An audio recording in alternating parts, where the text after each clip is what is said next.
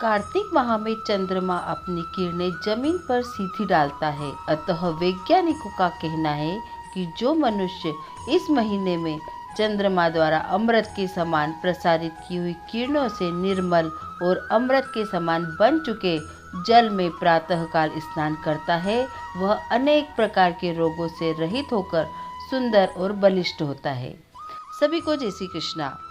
29 अक्टूबर 2023 से कार्तिक का महीना प्रारंभ हो रहा है। इस माह को बहुत ही पवित्र माना गया है।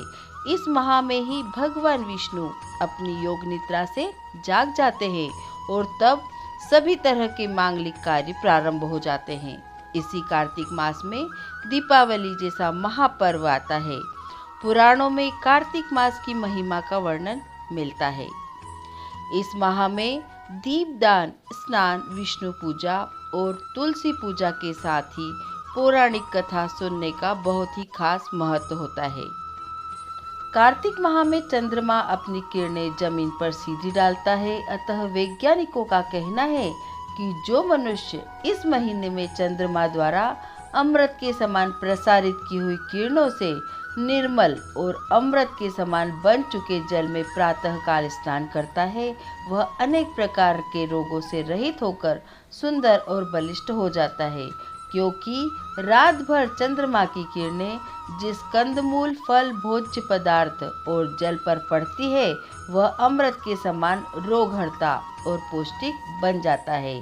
तभी तो हमारे शास्त्रों में शरद पूर्णिमा को नाचना, गाना, बजाना, खेलना, कूदना और प्रातःकाल स्नान करना तथा चांदनी में बने हुए तथा रखे हुए पदार्थों का सेवन करना लिखा है।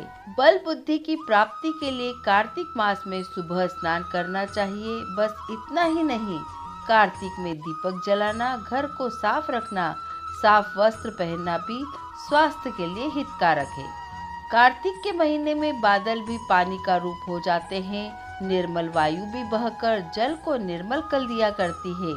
चंद्रमा की किरणें भी पूर्ण रूप से अमृत बरसाकर जल को अमृतमय बना दिया करती है। इसीलिए कार्तिक में नदियों व जलाशयों में स्नान करना अति उत्तम माना गया है। इसलिए कार्तिक स्नान का सर्वोत्तम महत्व है। आइए चलते हैं कार्तिक मास महात्म का पहला अध्याय। श्री गणेशाय नमः। देव शर्मा की कथा। मैं सिमरू माता शारदा, बैठे जिह्वा आए, कार्तिक मास की कथा लिखे कमल हर्षाए। बोलिए विष्णु भगवान की जय। नैमिषारण्य तीर्थ में श्री सूत जी ने 88,000 सनकादि ऋषियों से कहा, अब मैं आपको कार्तिक मास की कथा विस्तार पूर्वक सुनाता हूँ, जिसका श्रवण करने से मनुष्य के सभी पाप नष्ट हो जाते हैं और अंत में वैकुंठ धाम की प्राप्ति होती है। सूत जी ने कहा, श्री कृष्ण जी से अनुमति लेकर देवर्षि नारद के चले जाने के पश्चात श्री सत्यभामा प्रसन्न होकर भगवान श्री कृष्ण से बोली, हे प्रभु, मैं धन्य हुई, मेरा जन्म सफल हुआ। मुझ जैसी त्रैलोक्य सुंदरी के जन्मदाता भी धन्य है, जो आपकी 16,000 स्त्रियों के बीच में आपकी परम प्यारी पत्नी बनी। मैंने आपके साथ नारद जी को वह कल्प वृक्ष आदि पुरुष विधि पूर्वक दान में दे दिया, परंतु वही कल्प वृक्ष मेरे घर लहराया करता है। यह बात मृत्यु लोक में किसी स्त्री को ज्ञात नहीं है। हे त्रिलोकीनाथ, मैं आपसे कुछ पूछने की इच्छुक हूँ। आप मुझे कृपया कार्तिक महात्म्य की कथा विस्तार पूर्वक सुनाइए, जिसको सुनकर मेरा हित हो, जिसके करने से कल्प पर्यंत भी आप मुझसे विमुख न हो। सूत जी आगे बोले, सत्यभामा के ऐसे वचन सुनकर श्री कृष्ण ने हंसते हुए सत्यभामा का हाथ पकड़ा और अपने सेवकों को वहीं रुकने के लिए कहकर विलास युक्त अपनी पत्नी को कल्प वृक्ष के नीचे ले गए। फिर हंसकर बोले, हे प्रिय, 16,000 रानियों में से मुझे तुम प्राणों के समान प्यारी हो। तुम्हारे लिए मैंने इंद्र एवं देवताओं से विरोध किया था। हे कांते, जो बात तुमने मुझसे पूछी है उसे सुनो।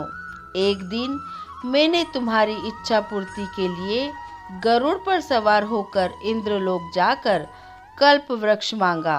इंद्र द्वारा मना किए जाने पर इंद्र एवं गरुड़ में घोर संग्राम हुआ और गोलोक में भी गरुड़ जी गो से युद्ध किया। गरुड़ की चोट से उनके कान एवं पूंछ कट कर गिरने लगे, जिससे 3 वस्तुएं उत्पन्न हुई। कान से तंबाकू, पूंछ से गोभी और खून से मेहंदी। इन तीनों के प्रयोग करने से मोक्ष प्राप्त नहीं होता। तब गो ने भी क्रोध में भरकर गरुड़ को मारा, जिससे उनके 3 पंख टूटकर गिर पड़े। इनके पहले पंख में नीलकंठ, दूसरे से मोर और तीसरे से चकवा चकवी उत्पन्न हुए। हे प्रिय, इनके दर्शन मात्र से ही शुभ फल की प्राप्ति होती है। यह सुनकर सत्यभामा बोली, हे प्रभु, मैंने पिछले जन्म में कौन कौन से दान, व्रत व जप नहीं किए हैं। मेरा कैसा स्वभाव था तथा मैं किसकी पुत्री थी और मुझे मृत्यु लोक में जन्म क्यों लेना पड़ा। मैंने ऐसे कौन से शुभ कर्म किए जिससे आपकी अर्धांगिनी हुई। तब श्री कृष्ण बोले, हे प्रिय, तुमने पूर्व जन्म में जो शुभ कर्म किए हैं उन्हें विस्तार पूर्वक कहता हूँ, सुनो। पूर्व समय में सतयुग के अंत में मायापुरी में अत्रि गोत्र में देव शर्मा नाम का वेद वेदांत का जानने वाला एक ब्राह्मण रहता था। वह रोज अतिथियों की सेवा, हवन, सूर्य भगवान की पूजा किया करता था। उस पुत्रहीन ब्राह्मण ने उसका विवाह चंद्र नाम के अपने शिष्य के साथ कर दिया। वह चंद्र को अपने पुत्र के समान मानता था तथा चंद्र भी उसे अपने पिता के समान सम्मान देता था। एक दिन वे दोनों कुश और समिधा लेने के लिए वन गए। हिमालय की तलहटी में भ्रमण करते हुए उन्होंने एक राक्षस को आता हुआ देखा। उस राक्षस के भय के मारे उनके सब अंग शिथिल हो गए और भागने की सामर्थ्य भी नहीं रही। तब तक उस काल के सदृश राक्षस ने उन दोनों को मार डाला। उनके धर्मात्मा होने के कारण मेरे पार्षद उनको मेरे पास वैकुंठ ले आए, क्योंकि उन्होंने आजीवन सूर्य भगवान की पूजा की थी। उस कर्म से मैं दोनों पर अति ही प्रसन्न हुआ। शिव, सूर्य, गणेश जी, देवी, इन सब देवताओं की पूजा करने वाले सब स्वर्ग को प्राप्त होते हैं। मैं एक होते हुए भी काल और कर्मों के भेद से 5 प्रकार का होता हूँ। जैसे एक देवदत्त, पिता, भ्राता आदि नामों से बोला जाता है। जब वह दोनों विमान पर चढ़े हुए सूर्य के समान तेजस्वी रूपवान चंदन और माला धारण किए हुए मेरे भवन में आए तो दिव्य भोग भोगने लगे। बोलिए विष्णु भगवान की जय। कार्तिक मास महात्म्य अध्याय 1 आपको सुनकर कैसा लगा हमें कमेंट कर अवश्य बताएं। और आपको यह वीडियो पसंद आता है तो आप लाइक और शेयर जरूर करें। और अभी तक आपने हमारे चैनल संस्कार कथा चित्रण को सब्सक्राइब नहीं किया है तो सब्सक्राइब कर लीजिए। धन्यवाद। जय श्री कृष्णा।